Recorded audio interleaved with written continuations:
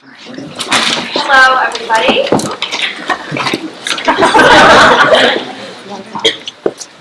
So, today I am going to be talking about politics and religion and the intersection of the two.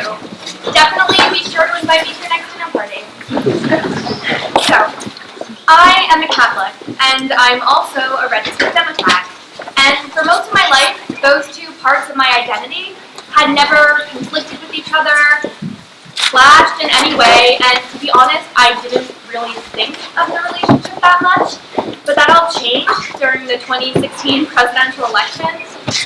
The two candidates were both self-proclaimed Christians, and so were their vice presidential candidates.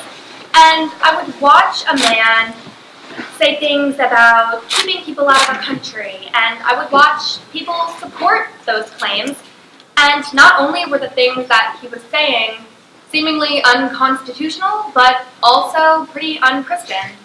If Christianity is supposed to be about love and acceptance.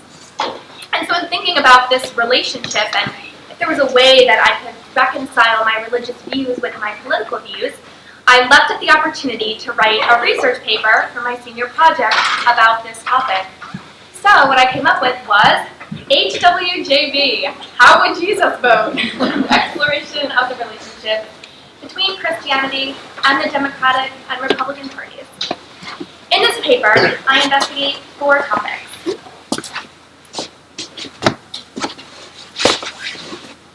Topic number 1, Tim Kaine versus Mike Pence. These two men really baffled me because they were, more so than the presidential candidates, so outspoken about their Christianity and yet completely different political views. Reproductive rights, immigration, and LGBT rights. I picked these 3 issues in addition to Tim Kaine and Mike Pence because they felt the most prevalent and like the ones that were most talked about during this election process. And on the surface, these issues seem to be pretty partisan, but there's actually quite a lot of support in some democratic values in church doctrine, which is what I was happy to discover. So, Tim Kaine, Mike Pence. Tim Kaine versus Mike Pence. Tim Kaine is Catholic, and Mike Pence was raised Catholic, but actually converted to evangelism in college. Tim Kaine is a Democrat, and Mike Pence is a Republican, and our current vice president. And Mike Pence frequently describes himself as a Christian, a conservative, and a Republican, in that order. And when he votes on issues, you can tell that he really keeps his Christian faith in mind, but in doing that, he sort of forces other people to also abide by the rules of a religion that they might not necessarily even be a part of. Examples of this include religious freedom acts that allow businesses to deny service to gay people, pro-life laws, things like that. Whereas Tim Kaine, although he has definitely mentioned things about having personal feeling about abortion, he still really encourages everyone to make their own choices and lets sort of the values of Christianity guide his political decisions rather than forcing his beliefs upon other people. So Russell Moore, who is the president of the Ethics and Religious Liberty Commission of the Southern Baptist Convention and a conservative, in his book Onward wrote, "A religion that needs state power to enforce obedience to its laws is a religion that has lost faith in its deity." And in my paper, I argue that this really summarizes how Mike Pence acts, and I think it's really true. So, reproductive rights. Again, a very hot topic. A lot of people, a lot of Christians especially, it's kind of an on or off button. If a candidate says that they are pro-choice, there is no way that they're going to vote for them because it goes against everything that their religion stands for.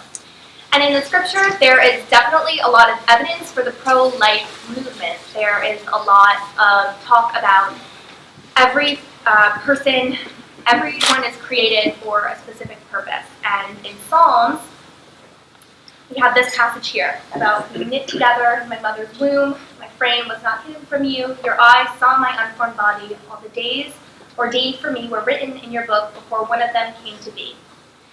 And considering that the Messiah of Christianity was born to an unmarried 15-year-old girl, it makes sense that this would become such a focal point of Christianity. And then the Catechism of the Catholic Church, however, well, although they also support the pro-life argument, I think that free will, and I argue that free will is sort of, should trump this, didn't mean to do that, the pro-life argument, because humans were created to, or they were supposedly created to exercise free will. And no matter what choice you make, whether it be to eat from the fruit from the tree of knowledge and get locked out of the Garden of Eden forever, no matter what choice you make, it's still your choice.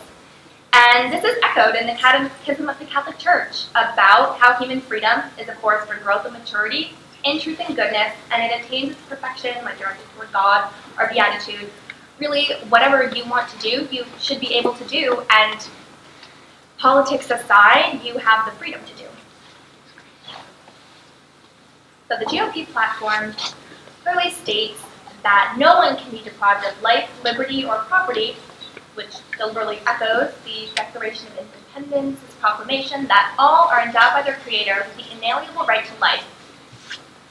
This phrase, endowed by the Creator, and this idea that this comes from God, is also kind of a Mike Pencean, Russell Moorian view of saying, well, this is what our religion says, and so you should do this.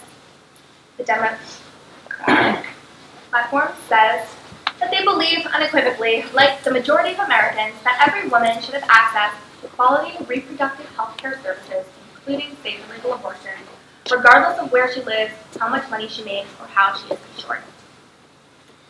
Now, in Scripture, in the Gospel of Matthew, on the Sermon of the Mount, Jesus says that you have heard that it was said to the people long ago, you shall not murder, and anyone who murders will be subject to judgment. But I tell you that anyone who is angry with a brother or sister will be subject to judgment. Again, anyone who says to a brother or sister, Raka, is answerable to the court. And Raka is a very derogatory term for a woman in ancient Aramaic. And I think that this quote is especially applicable given that our current president has said that he believes that there should be some form of punishment for women who receive abortions. Yeah. So, this is Sister Joan Twister. She is a Benedictine nun who has written over 50 books. And on a talk show a few years ago, she said that she doesn't believe that just because you're opposed to abortion makes you pro-life. And that in order to be pro-life, you need to also provide food, shelter, education, all the things that the GOP doesn't currently want to put tax money towards. And so they need to really stop being more pro-birth and examine their morality of what pro-life really is. Immigration. So, this is Reverend William Barber II. He is a president of the North Carolina chapter of the NAACP. And at the Democratic National Convention in 2016, he gave a sermon, basically, in which he described Jesus as a brown-skinned Palestinian Jew, because that's what he was, who called us to preach good news to the poor, the broken, and the bruised, and all those who are made to feel unaccepted. Our Constitution calls us to commit our government to establish justice, to promote the general welfare, to provide for the common defense, and to ensure domestic tranquility. And this is really echoed in Scripture, but the Democratic platform, oh yes, here we go. So, there is a lot in the Scripture about welcoming foreigners into your own land, and beyond that, treating them equally, treating them as native born. In Leviticus, it says, when a foreigner resides among you in your land, do not mistreat them. The foreigner residing among you must be treated as native born. Love them as yourself, for you were once foreigners in Egypt. This really all boils down to the golden rule of loving others as yourself, but it goes further by bringing us all back to this idea that we were all foreigners. The Democratic platform has a lot about immigration. It acknowledges the inherent brokenness of our system right now, about how the time that it takes to get legal documentation is oftentimes not enough for people who are fleeing dangerous situations.